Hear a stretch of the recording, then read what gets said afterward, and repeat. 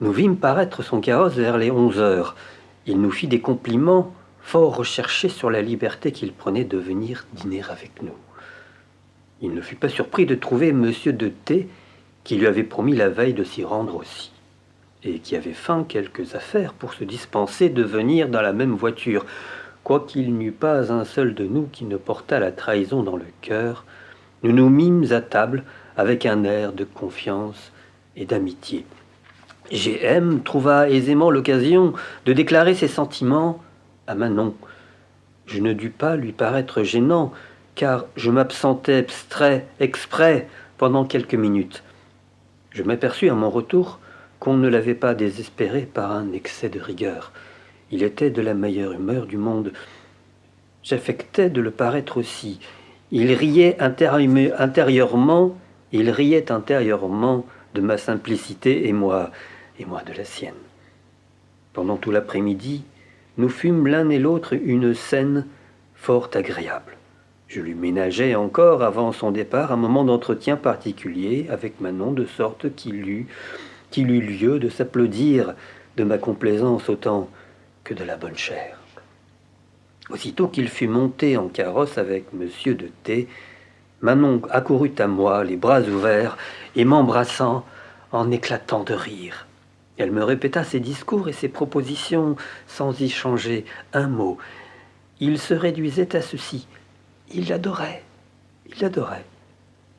Il voulait partager avec elle 40 000 livres de rente dont il jouissait déjà, sans compter ce qu'il attendait après la mort de son père.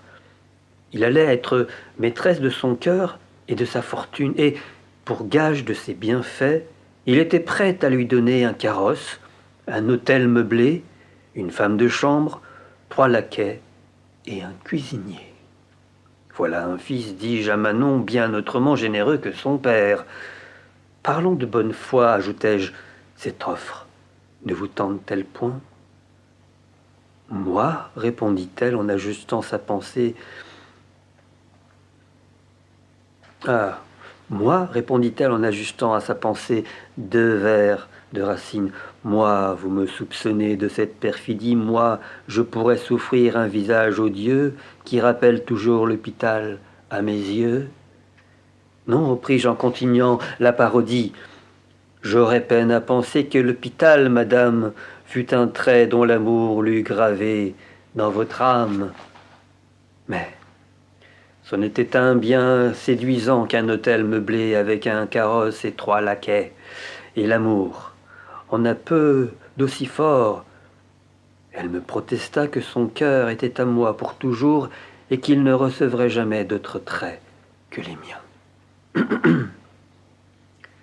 Les promesses qu'il m'a faites, me dit-elle, sont un aiguillon de vengeance plutôt qu'un trait d'amour. Je lui demandai si elle était dans le dessein d'accepter l'hôtel et le carrosse. Elle me répondit qu'elle n'en voulait qu'à son argent. La difficulté était d'obtenir l'un sans l'autre. Nous résolûmes d'attendre l'entière explication du projet de G.M. dans une lettre qu'il avait promis de lui écrire. Elle l'a reçue en effet le lendemain, par un laquais sans livret, qui se procura fort adroitement l'occasion de lui parler sans témoin. Elle lui dit d'attendre sa réponse, et elle vint m'apporter aussitôt sa lettre. Nous l'ouvrîmes ensemble. Outre les lieux communs de tendresse, elle contenait le détail des promesses de mon rival. Il ne bornait point sa dépense. Il s'engageait à lui compter 10 000 francs en prenant possession de l'hôtel et à réparer tendrement les diminutions de cette somme qu'elle lut toujours devant elle en argent comptant. Le jour de l'inauguration n'était pas reculé trop loin. Il ne lui en demandait que 2 pour les préparatifs, et il lui marquait le nom de la rue et de l'hôtel où il lui promettait de l'attendre l'après-midi du second jour si elle pouvait se dérober de mes mains. C'était l'unique point sur lequel il la conjurait de le tirer d'inquiétude. Il paraissait sûr de tout le reste, mais il ajoutait que, si elle prévoyait de la difficulté à m'échapper, il trouverait le moyen de rendre sa fuite aisée. G.M. était plus fin que son père. Il voulait tenir sa proie avant que de compter ses espèces. Nous délibérâmes sur la conduite que Manon avait à tenir. Je fis encore des efforts pour lui ôter cette entreprise de la tête et je lui en représentais tous les dangers. Rien ne fut capable d'ébranler sa résolution. Elle fit une courte réponse à G.M. pour l'assurer qu'elle ne trouverait pas de difficulté à se rendre à Paris le jour marqué et qu'il pouvait l'attendre avec certitude. Nous réglâmes ensuite que je partirais sur le champ pour aller louer un nouveau logement dans quelque village de l'autre côté de Paris et que je transporterais avec moi notre petit équipage, que le lendemain après-midi, qui était le temps de son assignation,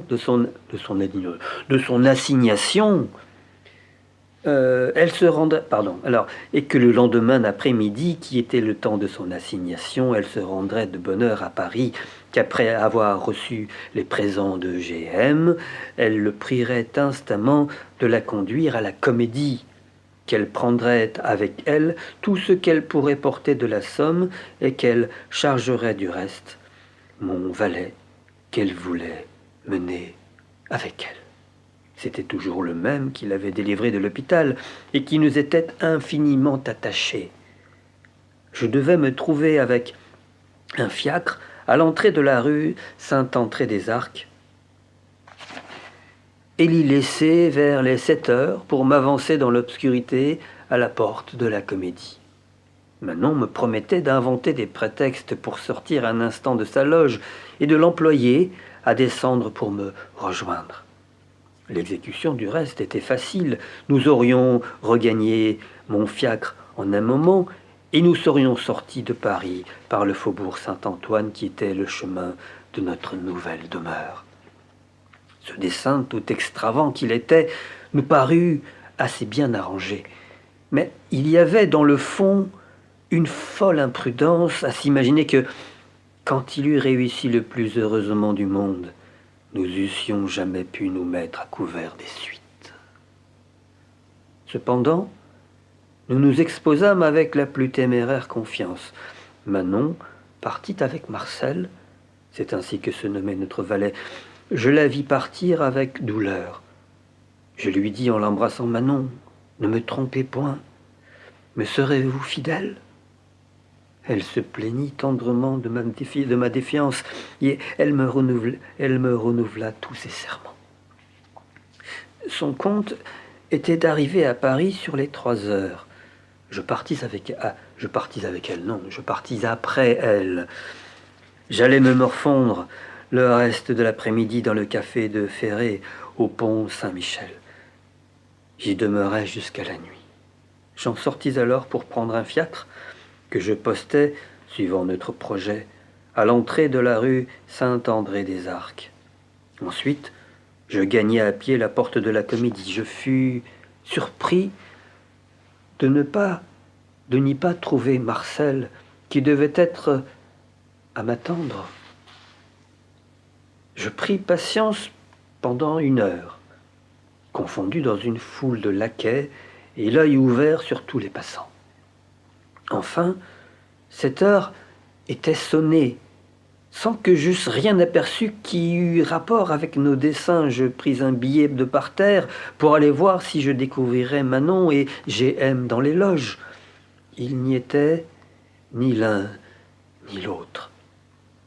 Je retournai à la porte, où je passai encore un quart d'heure, transporté d'impatience et d'inquiétude. N'ayant rien vu paraître, je rejoignis mon fiacre, sans pouvoir m'arrêter à la moindre résolution. Le cocher, m'ayant aperçu, vint quelques pas au-devant de moi pour me dire, d'un air mystérieux, qu'une jolie demoiselle m'attendait depuis 1 heure dans le carrosse.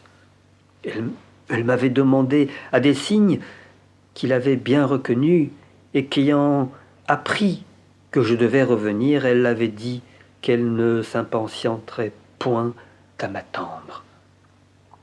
Je me figurais aussitôt que c'était Manon.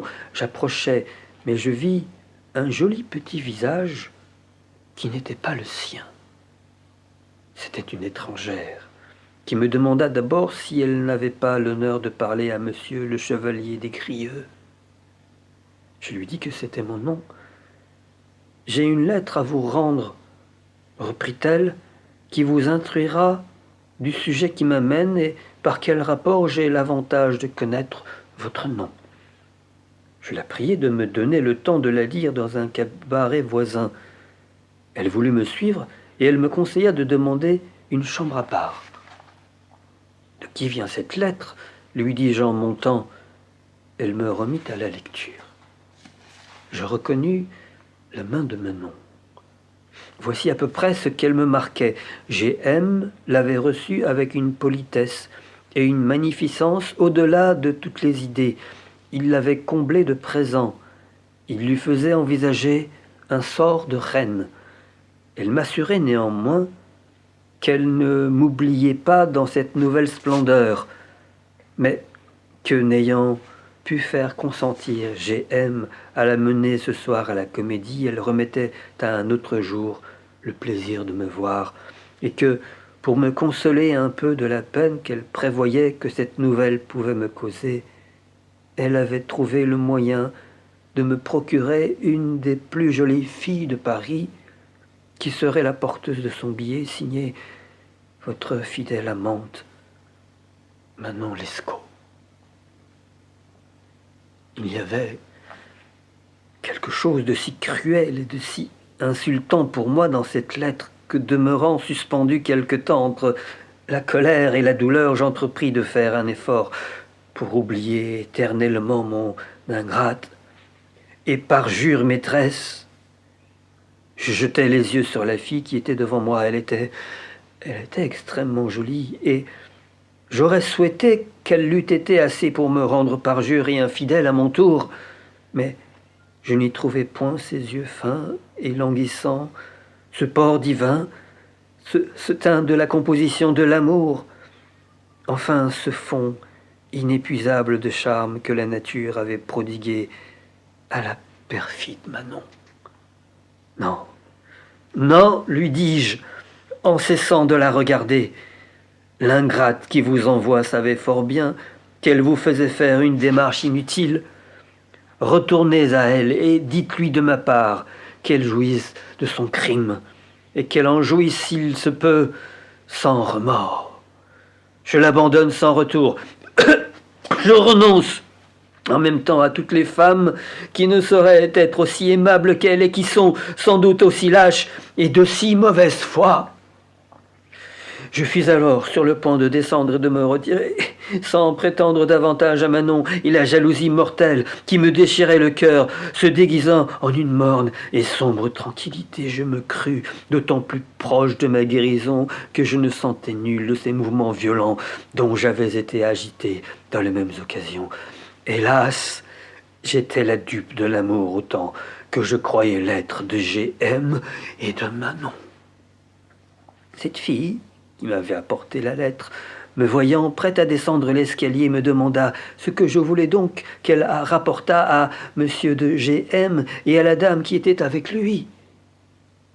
Je rentrai dans la chambre à cette question et, par un changement incroyable à ceux qui n'ont jamais senti de passion violente, je me trouvais tout d'un coup de la tranquillité où je croyais être dans un transport terrible de fureur. Va, lui dis-je, rapporte au traître G.M. et à la perfide maîtresse le désespoir où ta maudite lettre m'a jeté.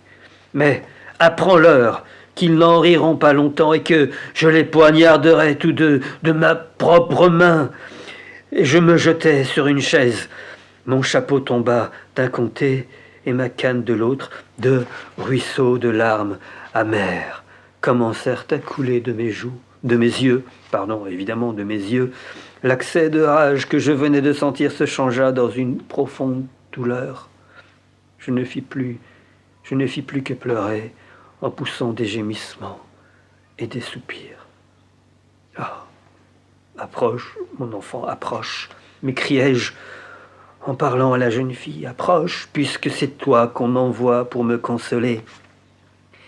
Dis-moi si tu sais des consolations contre la rage et le désespoir, contre l'envie de se donner la mort à soi-même après avoir tué 2 perfides qui ne méritent pas de vivre. Oui, approche, continuai-je, en voyant qu'elle faisait vers moi quelques pas timides et incertains. Viens, essuie mes larmes, viens rendre la paix à mon cœur, viens me dire que tu m'aimes afin que je m'accoutume à l'être d'un autre que mon infidèle, que de mon infidèle.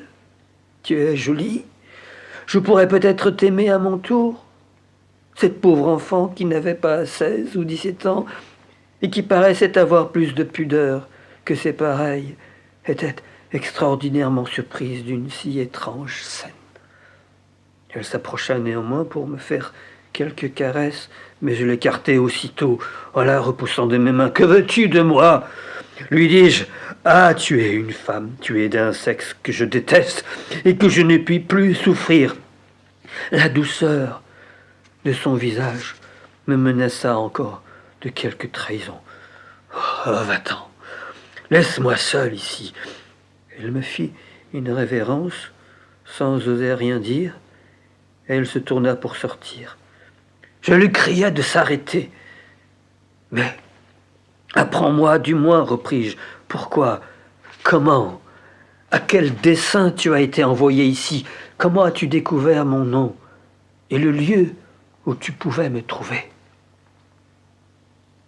Elle me dit qu'elle connaissait de longue main M. de G.M., qui l'avait envoyé chercher à 5 heures, et qu'ayant suivi le laquais qui l'avait averti, elle était allée dans une grande maison où elle l'avait trouvé, qui jouait au piquet avec une jolie dame, et qu'ils l'avaient chargé tous deux de me rendre la lettre qu'elle m'avait apportée, après lui avoir appris qu'elle me trouverait dans un carrosse au bout de la rue Saint-André.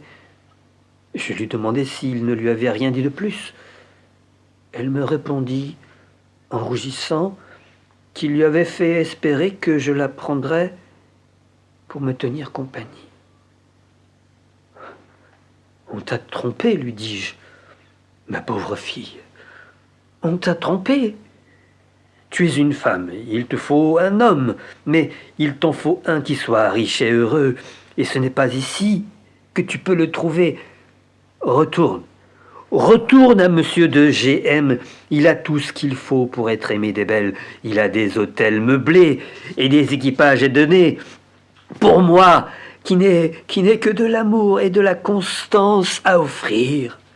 Les femmes méprisent ma misère et font le jouet de ma simplicité. » J'ajoutais 1000 choses, ou tristes, ou violentes, suivant que les passions qui m'agitaient tour à tour cédaient ou emportaient le dessus.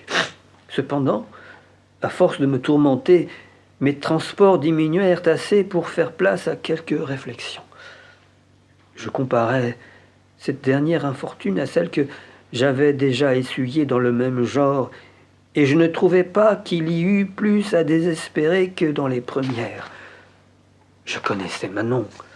Pourquoi m'affliger tant d'un malheur que j'avais dû prévoir? Pourquoi ne pas m'employer plutôt à chercher du remède? Il était encore temps. Je devais du moins n'y pas épargner mes soins si je ne voulais avoir à me reprocher d'avoir contribué par ma négligence à mes propres peines. Je me mis là-dessus à considérer tous les moyens qui pouvaient m'ouvrir un chemin à l'espérance. Entreprendre de l'arracher avec violence des mains de G.M., c'était un parti désespéré qui n'était propre qu'à me perdre et qui n'avait pas la moindre apparence de succès. Il me semblait que si j'eusse pu me procurer le moindre entretien avec elle, j'aurais gagné infailliblement quelque chose sur son cœur. J'en connaissais si bien tous les endroits sensibles, j'étais si sûr d'être aimé d'elle. Cette bizarrerie même de m'avoir envoyé une jolie fille pour me consoler. J'aurais parié qu'elle venait de son invention et que c'était un effet de sa compassion pour mes peines. Je résolus d'employer toute mon industrie pour la voir. Parmi quantité de voix que j'examinais l'une après l'autre, je m'arrêtais à celle-ci. Monsieur de T avait commencé à me rendre service avec trop d'affection pour me laisser le moindre doute de sa sincérité et de son zèle. Je me proposais d'aller chez lui sur le champ et de l'engager à faire appeler G.M. sous le prétexte d'une affaire importante. Il ne me fallait qu'une demi-heure pour parler à Manon. Mon dessein était de me faire introduire dans la chambre même, dans sa chambre même, et je crus que cela me serait aisé dans l'absence de G.M.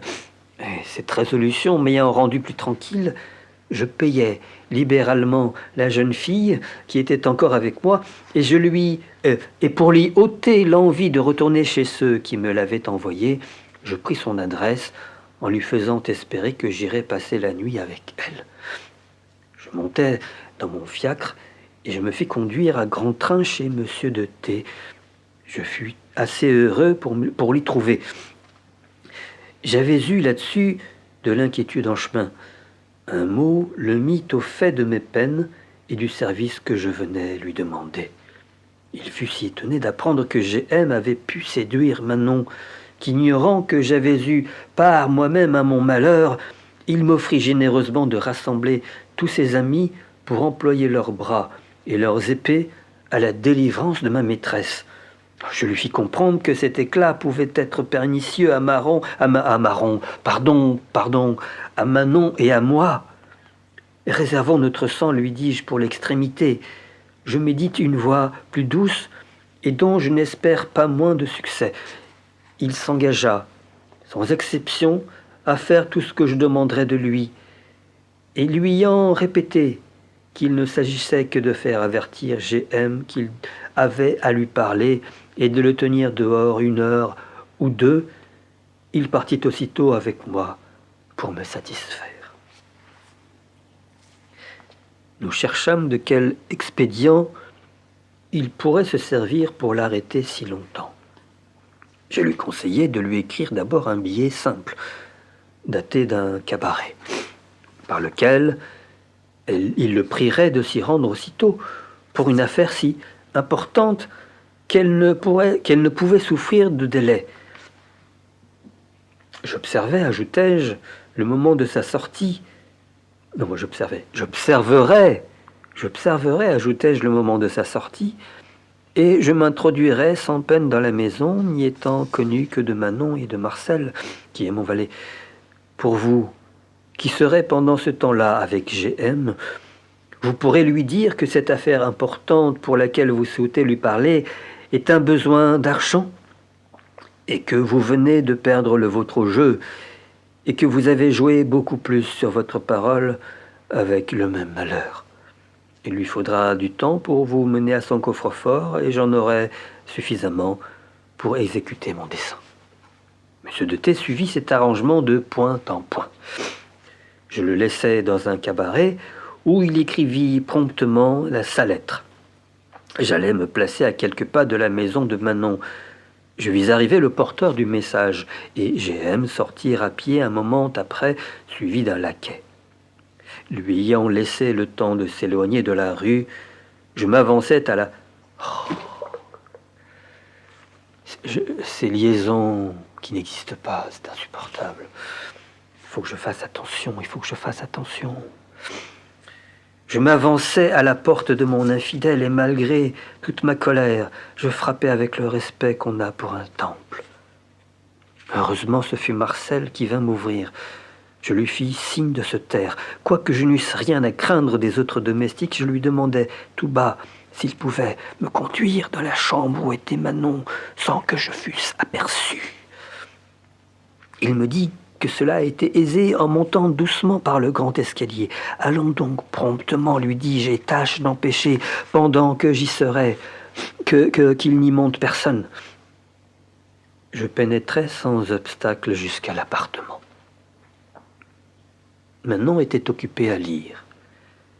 Ce fut là que j'eus lieu d'admirer le caractère de cette étrange fille. Loin d'être effrayée et de paraître timide en m'apercevant, elle ne donna que ces marques légères de surprise dont on n'est pas le maître à la vue d'une personne qu'on croit éloignée. « Ah, c'est vous, mon amour ?» me dit-elle en venant m'embrasser avec sa tendresse ordinaire. « Bon Dieu, que vous êtes hardi !» Ah non, c'est pas ça du tout, c'est pas dire. Non, c'est « Bon Dieu, que vous êtes hardi, qui vous aurait attendu aujourd'hui dans ce lieu ?» Je me dégageai de ses bras, et loin de répondre à ses caresses, je la repoussai avec dédain, et je fis 2 ou 3 pas en arrière pour m'éloigner d'elle. Ce mouvement ne laissa pas de la déconcerter, elle demeura dans la situation où elle était, et elle jeta les yeux sur moi en changeant de couleur. J'étais dans le fond si charmé de la voir qu'avec tant de juste sujet de colère, j'avais à peine la force d'ouvrir la bouche pour la quereller. Cependant, mon cœur saignait du cruel outrage qu'elle m'avait fait. Je la rappelais vivement à ma mémoire pour exciter mon dépit, et je tâchais de faire briller dans mes yeux un autre feu que celui de l'amour. Comme je demeurais quelque temps en silence et qu'elle remarqua mon agitation, je la vis trembler, apparemment par un effet de sa crainte. Je ne pus soutenir ce spectacle. « Ah, Manon, lui dis-je d'un ton tendre, infidèle, et parjure, Manon, par où commencerai-je à me plaindre?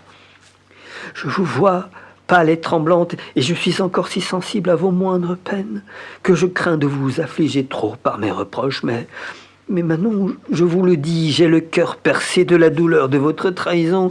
Ce sont là des coups qu'on ne porte point à un amant quand on n'a pas résolu sa mort. Voici la 3e fois, Manon. Je les ai bien comptés. Il est impossible que cela s'oublie. C'est à vous de considérer à l'heure même quel parti vous voulez prendre, car mon triste cœur n'est plus à l'épreuve d'un si cruel traitement. Je sens qu'il succombe et qu'il est prêt à se fendre de douleur. Je n'en puis plus, ajoutai-je en m'asseyant sur une chaise.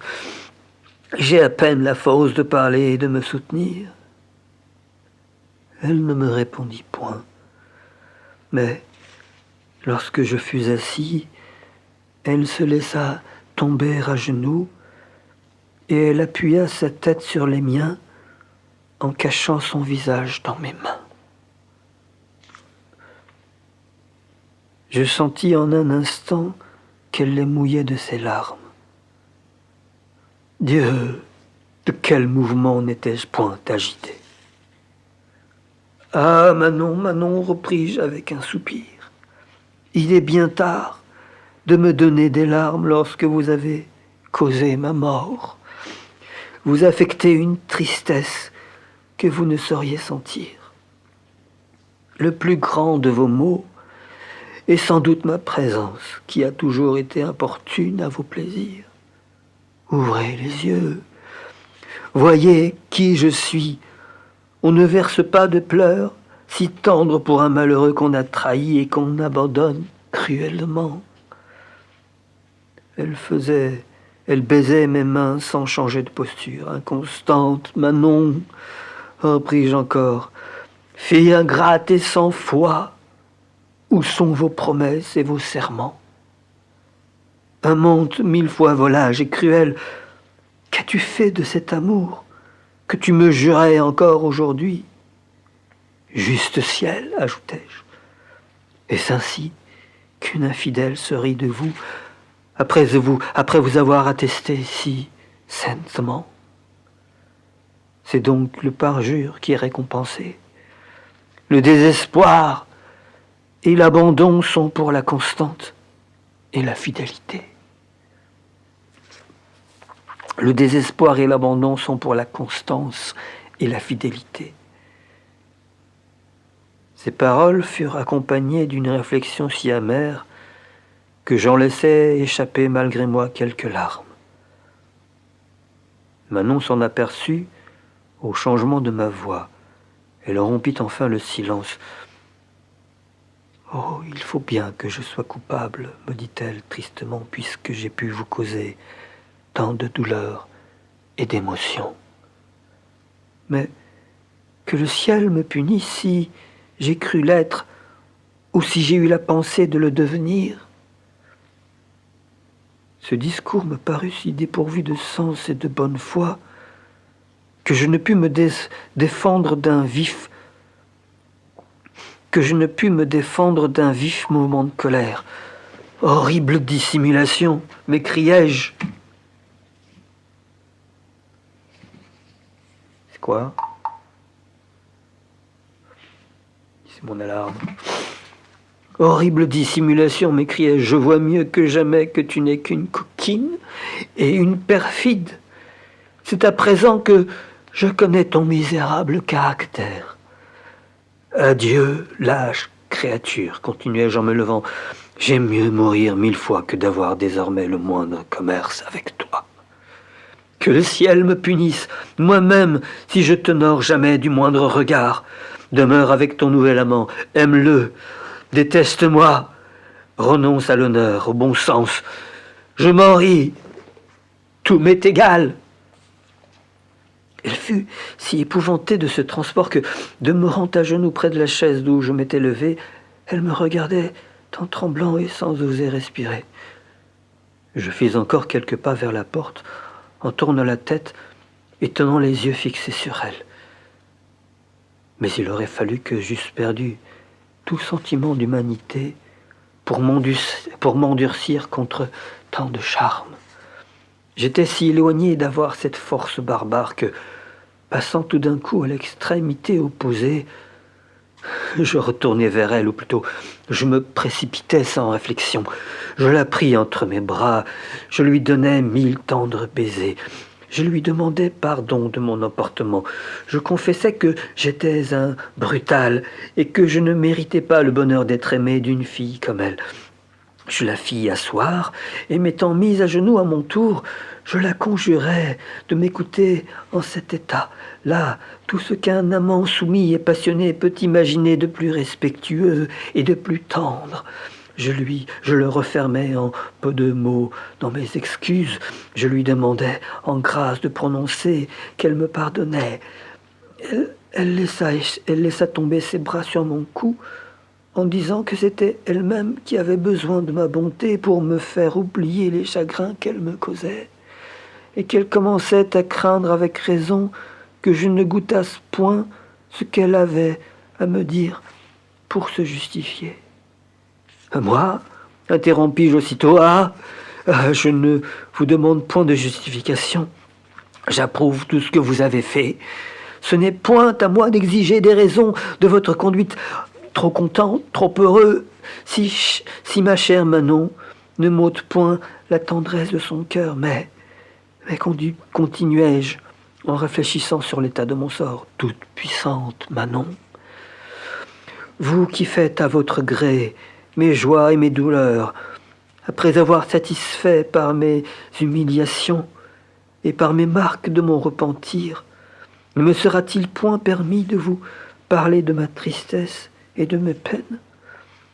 Apprendrai-je de vous ce qu'il faut que je devienne aujourd'hui? Et si c'est sans doute que vous allez signer ma mort en passant la nuit avec mon rival? Il fut quelque temps à méditer sa réponse. Mon chevalier, me dit-elle en reprenant un air tranquille, si vous vous étiez d'abord expliqué si nettement, vous vous seriez épargné bien du trouble et à moi une scène bien affligeante, puisque votre peine ne vient que de votre jalousie. Je l'aurais guéri en m'offrant à vous suivre sur le champ au bout du monde.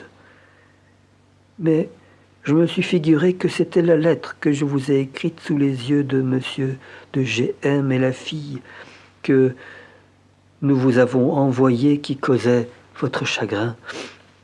J'ai cru que vous auriez pu regarder ma lettre comme une raillerie, et cette fille en vous imaginant qu'elle était allée vous trouver de ma part comme une déclaration que je renonçais à vous pour m'attacher à GM.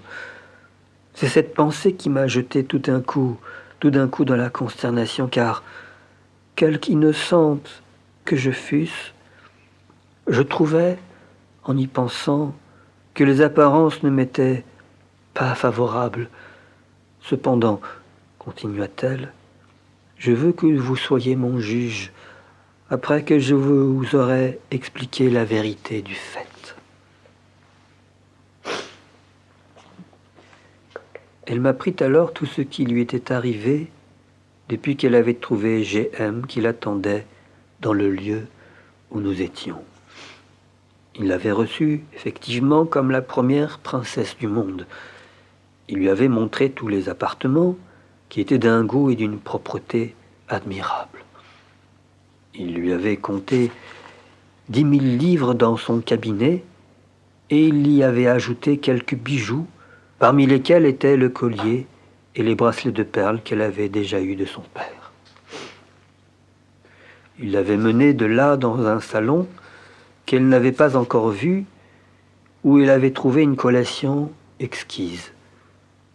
Il l'avait fait servir par les nouveaux domestiques qu'il avait pris pour elle, en leur ordonnant de la regarder désormais comme leur maîtresse.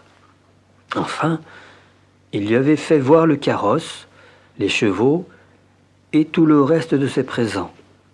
Après quoi, il lui avait proposé une partie de jeu pour attendre le souper. Je vous avoue, continua-t-elle, que j'avais été frappé de cette magnificence. J'ai fait réflexion que ce serait dommage de nous priver tout d'un coup de tant de biens, en me contentant d'emporter les 10 000 francs et les bijoux, que c'était une fortune toute faite pour vous et pour moi, et que nous pourrions vivre agréablement aux dépens de G.M.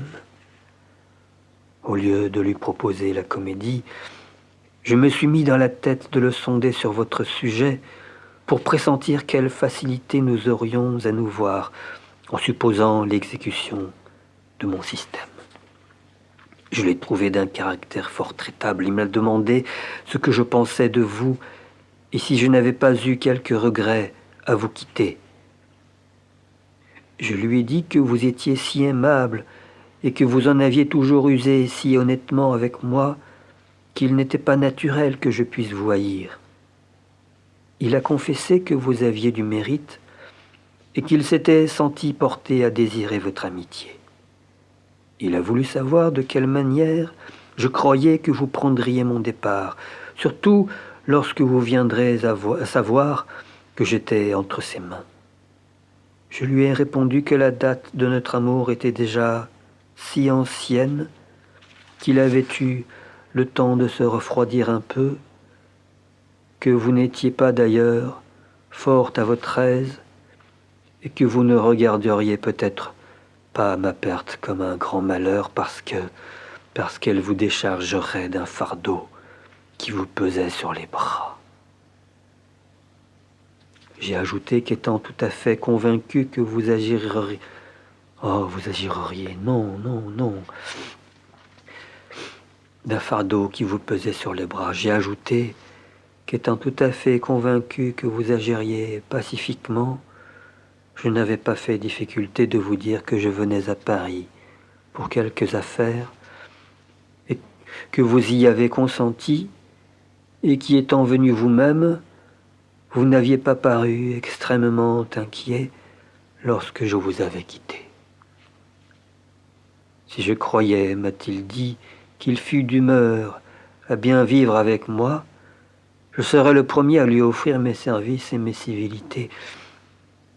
Je lui ai assuré que du caractère dont je vous connaissais, je ne doutais point que vous n'y répondissiez honnêtement, surtout, lui ai-je dit, s'il pouvait vous servir dans vos affaires qui étaient fort dérangées depuis que vous étiez mal avec votre famille. Il m'a interrompu pour me protester qu'il vous rendrait tous les services qui dépendraient de lui et que, si vous vouliez même vous embarquer dans un autre amour, il vous procurerait une jolie maîtresse qu'il avait quittée pour s'attacher à moi. J'ai applaudi à son idée, ajouta-t-elle, pour prévenir plus parfaitement tous ses soupçons. Et me confirmant de plus en plus dans mon projet, je ne souhaitais que de pouvoir trouver le moyen de vous en informer, de peur que vous ne fussiez trop alarmé lorsque vous me verriez manquer à votre assignation. C'est dans cette vue que je lui ai proposé de vous envoyer cette nouvelle maîtresse dès le soir même, afin d'avoir une occasion de vous écrire. J'étais obligé d'avoir recours à cette adresse parce que je ne pouvais espérer qu'il me laissât libre un moment. Il a ri de ma proposition, il a appelé son laquais et lui ayant demandé s'il pouvait retrouver sur le champ son ancienne maîtresse, il l'a envoyé de côté et d'autres. Il l'a envoyé de côté et d'autres pour la chercher. Il s'imaginait que c'était à Chaillot qu'il fallait qu'elle allât vous trouver, mais je lui ai appris qu'en vous quittant, je vous avais promis de vous rejoindre à la Comédie et que, si quelque raison m'empêchait d'y aller, vous vous étiez engagé à m'attendre dans un carrosse au bout de la rue Saint-André. Qu'il valait mieux par conséquent vous envoyer là votre nouvelle amante, ne fût-ce que pour vous empêcher de vous y morfondre pendant toute la nuit. Je lui dis encore qu'il était à propos de vous écrire un mot pour vous avertir de cet échange, que vous auriez peine à comprendre sans cela. Il y a consenti, mais j'ai été obligé d'écrire en sa présence. Et je me suis bien gardé de m'expliquer trop ouvertement dans ma lettre. Voilà, ajouta Manon, de quelle manière les choses se sont passées. Je ne vous déguise rien ni de ma conduite, ni de mes desseins. La jeune fille est venue, je l'ai trouvée jolie, et comme je ne doutais point que mon absence ne vous causât de la peine, c'était sincèrement que je souhaitais qu'elle pût servir à vous désennuyer quelques moments, car la fidélité que je souhaite de vous est celle du cœur. J'aurais été ravi de pouvoir vous envoyer Marcel, mais je n'ai pu me procurer un moment pour l'instruire de ce que j'avais à vous faire savoir. Elle conclut enfin son récit en m'apprenant l'embarras où G.M. s'était trouvé en recevant le billet de M. de T.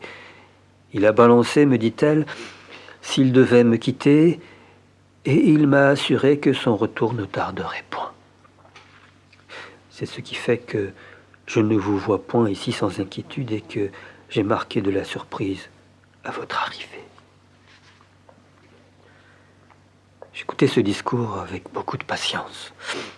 J'y trouvais assurément quantité de traits cruels et mortifiants pour moi, car le dessein de son infidélité était si clair qu'elle n'avait pas même eu le soin de me le déguiser.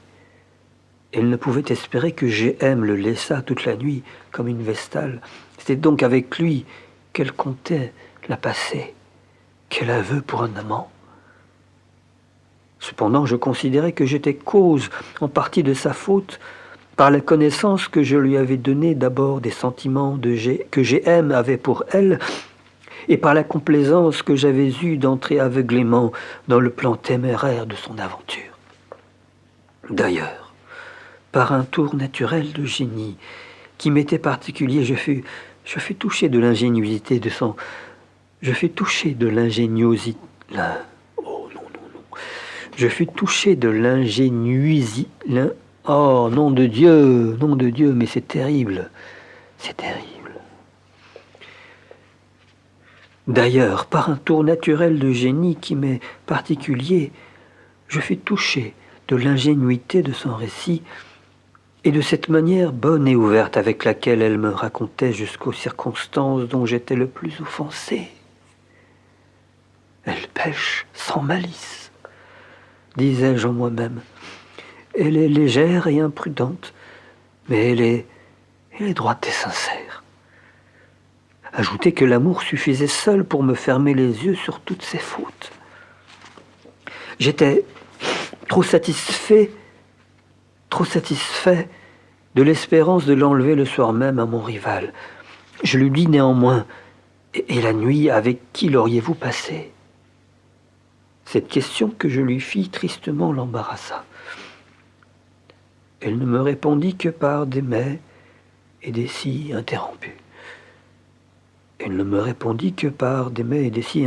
interrompus. J'eus pitié de sa peine, et rompant ce discours, je lui déclarai naturellement que j'attendais d'elle qu'elle me suivît à l'heure même. « Je le veux bien, me dit-elle, mais vous n'approuvez donc pas mon projet ? » « Ah, n'est-ce pas assez, repartis-je, que j'approuve tout ce que vous avez fait jusqu'à présent ? Quoi, nous n'emporterons pas même les 10 000 francs, répliqua-t-elle. Il me les a donnés. Ils sont à moi. Je lui conseillais... Bon, ça va pas, là. Ça va pas du tout. Ça va pas.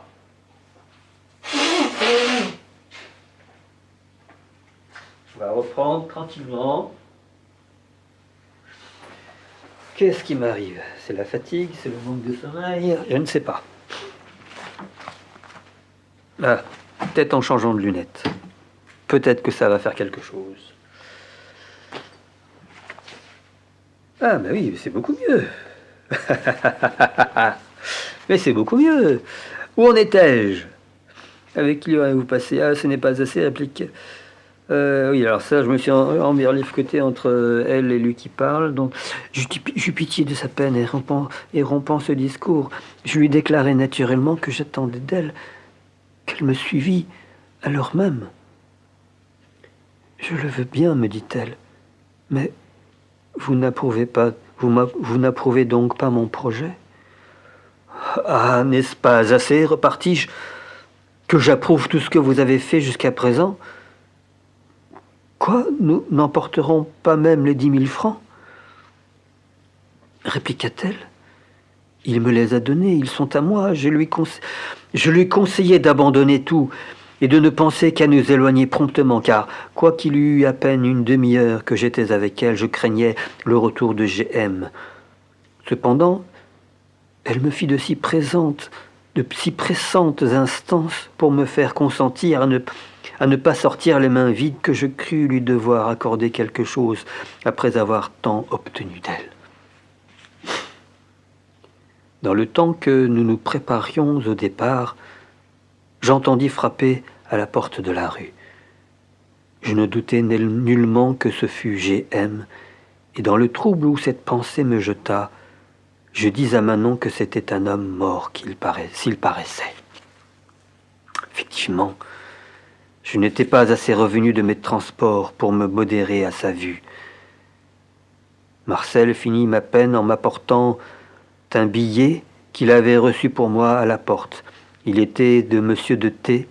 Il me marquait que G.M. étant allé lui chercher de l'argent à sa maison, il profitait de son absence pour me communiquer une pensée fort plaisante, qui lui semblait que je ne pouvais me venger plus agréablement de mon rival qu'en mangeant son souper et en couchant cette nuit même dans le lit qu'il espérait d'occuper avec ma maîtresse. Que cela lui paraissait assez facile si je pouvais m'assurer de 3 ou 4 hommes qui eussent assez de résolution pour l'arrêter dans la rue et de fidélité pour le garder à vue jusqu'au lendemain. Que, pour lui, il promettait de l'amuser encore 1 heure pour le moins, pour des raisons qu'il tenait prêtes pour son retour. Je montrai ce billet à Manon, et je lui appris de quelle rue je m'étais servi pour m'introduire librement chez elle. Mon invention et celle de Monsieur de T lui parurent admirables. Nous en rîmes à notre aise pendant quelques moments, mais lorsque je lui parlais de la dernière comme d'un badinage, je fus surpris qu'elle insistât sérieusement à me la proposer comme une chose dont l'idée la ravissait. En vain lui demandai-je où elle voulait que je trouvasse tout d'un coup des gens propres à arrêter GM et à le garder fidèlement. Elle me dit qu'il fallait du moins tenter puisque M. de T nous garantissait encore 1 heure, et pour réponse à mes autres objections, elle me dit que je faisais le tyran et que je n'avais pas de complaisance pour elle. Elle ne trouvait rien de si joli que ce projet. « Vous auriez son couvert à souper, me répondit-elle, vous coucherez dans ses draps, et demain, de grand matin, vous enlèverez sa maîtresse et son argent. Vous serez bien vengé du père et du fils. » Je cédais à ces instances malgré les mouvements secrets de mon cœur qui semblaient me présager une catastrophe malheureuse. Je sortis dans le dessein de prier 2 ou 3 gardes du corps avec lesquels Lescaut m'avait mis en liaison, de se charger du soin d'arrêter GM. Je n'en trouvais qu'un au logis, mais c'était un homme entreprenant qui n'eût pas plutôt su de quoi il était question qu'il m'assura du succès. Il me demanda seulement 10 pistoles pour récompenser 3 soldats aux gardes, qu'il prit la résolution d'employer en se mettant à leur tête. Je le priai de ne pas perdre de temps. Il les assembla en moins d'1 quart d'heure. Je l'attendais à sa maison, et lorsqu'il fut de retour avec ses associés, je le conduisis moi-même au coin d'une rue par laquelle GM devait nécessairement rentrer dans celle de Manon. Je lui recommandai de ne pas le maltraiter, mais de le garder si étroitement jusqu'à 7 heures du matin, que je pusse être assuré qu'il ne lui échapperait pas. Il me dit que son destin, mais non pas son destin, son dessein. Il me dit que son dessein était de le conduire à sa chambre et de l'obliger à se déshabiller ou même à se coucher dans son lit, tandis que lui et ses 3 braves passeraient la nuit à boire et à jouer. Je demeurai avec eux jusqu'au moment où je vis paraître GM, et je me retirai alors quelques pas au-dessous, dans un endroit obscur, pour être témoin d'une scène si extraordinaire. Le garde du corps l'aborda, le pistolet au poing, et lui expliqua civilement qu'il n'en voulait ni à sa vie, ni à son argent, mais que, s'il faisait la moindre difficulté à le suivre, ou s'il jetait le moindre cri, il allait lui brûler la cervelle. GM, le voyant soutenu par 3 soldats, et craignant sans doute la bourre du pistolet, ne fit pas de résistance. Je le vis emmener comme un mouton. Je retournai aussitôt chez Manon, et pour ôter tout soupçon au domestique, je lui dis en entrant qu'il ne fallait pas attendre monsieur de GM pour souper, qu'il lui était survenu des affaires qui le retenaient malgré lui, et qu'il m'avait prié de venir lui en faire ses excuses et souper avec elle, ce que je regardais comme une grande faveur auprès d'une si belle dame. Elle seconda fort adroitement mon dessein. Nous nous mîmes à table. Nous y prîmes un air grave, pendant que les laquais demeurèrent à nous servir. Enfin, les ayant congédiés, nous passâmes une des plus charmantes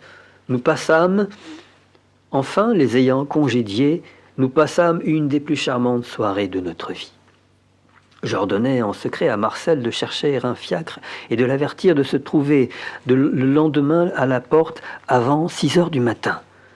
Je finis de quitter Manon vers minuit, mais étant rentré doucement par le secours de Marcel, je me préparais à occuper le lit de GM, comme j'avais rempli sa place à table. Pendant ce temps-là, notre mauvais génie travaillait à nous perdre. Hey, nous étions dans le délire du plaisir, et le glaive était suspendu sur nos têtes. Le fil qui le soutenait allait se rompre. Mais, pour faire mieux entendre toutes les circonstances de notre ruine, il faut en éclaircir la cause. GM était suivi d'un laquais lorsqu'il avait été arrêté par le garde du corps.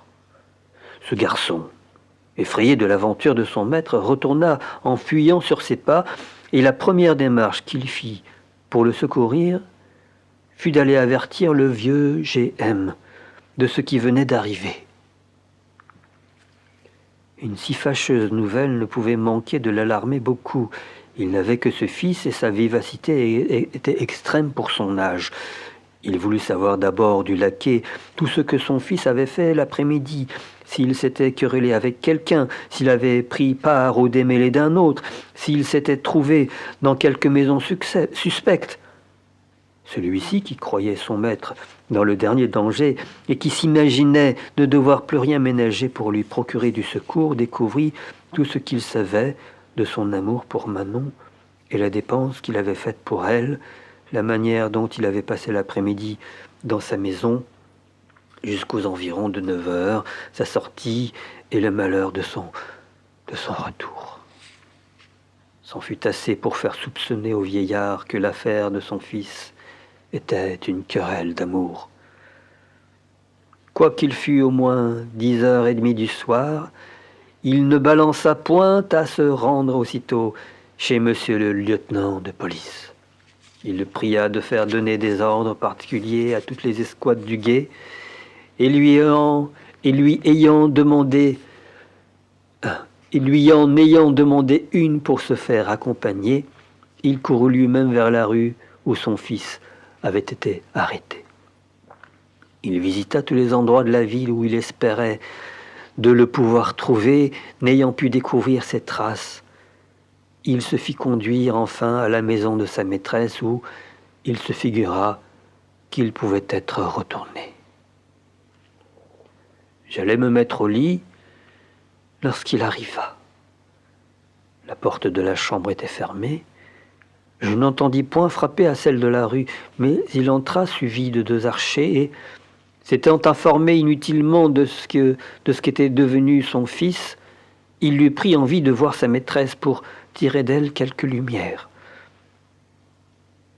Il monte à l'appartement, toujours accompagné de ses archers.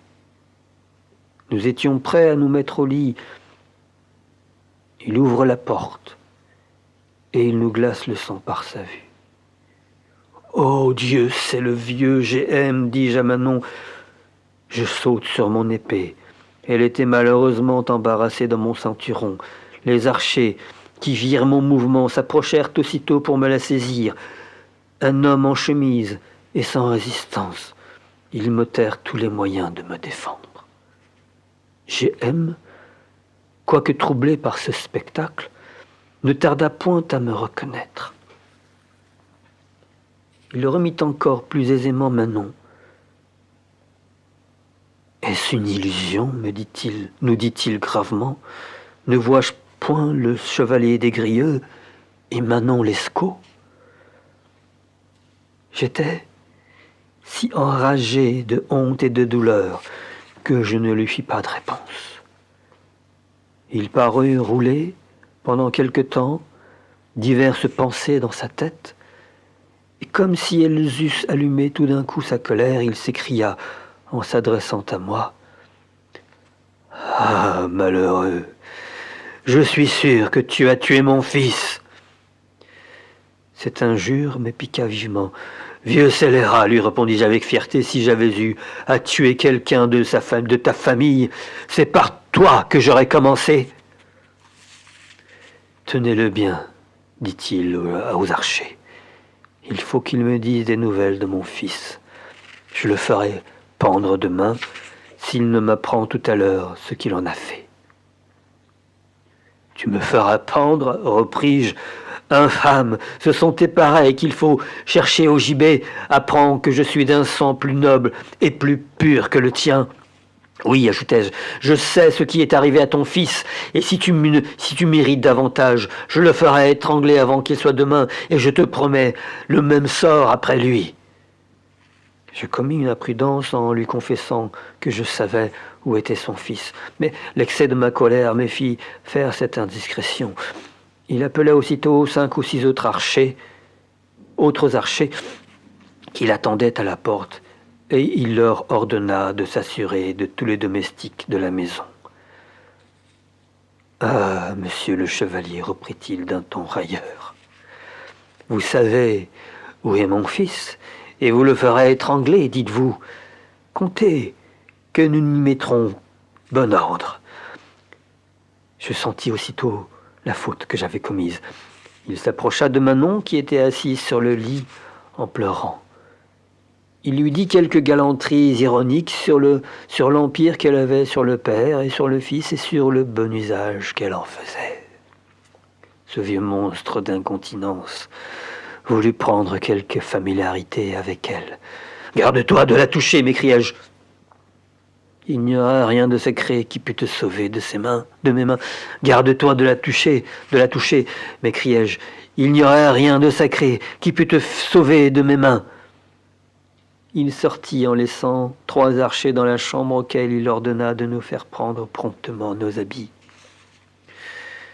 Je ne sais quels étaient alors ses desseins sur nous. Peut-être si on eût obtenu la liberté en lui apprenant où était son fils. Je méditais en m'habillant si ce n'était pas le meilleur parti, mais s'il était dans cette disposition en quittant notre chambre, elle était bien changée lorsqu'il y revint. Il était allé interroger les domestiques de Manon, que les archers avaient arrêtés. Il ne peut rien apprendre de ce qu'elle avait reçu de son fils, mais lorsqu'il sut que Marcel nous avait servis auparavant, il résolut de le faire parler en l'intimidant par des menaces.